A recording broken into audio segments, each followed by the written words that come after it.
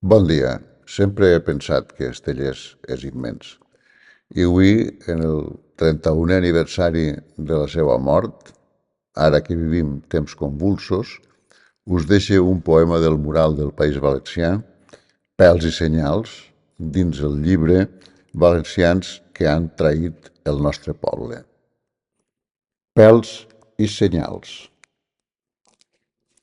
Amb foc pel cul i per la boca, amb rams antics de foc que eixint pels dos conductes i àduc pels ulls, el nas i les orelles i pel forat jubilar de la uretra, així guaiteu gàrgoles cantoneres.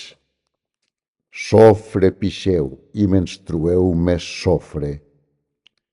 Flor natural en el forat nefant i bocí al cap, si ho permeten les banyes. Així passeu, animals d'ala negra, molt doctorats en pompa de cabrits. El cobrador del gas us acompanya.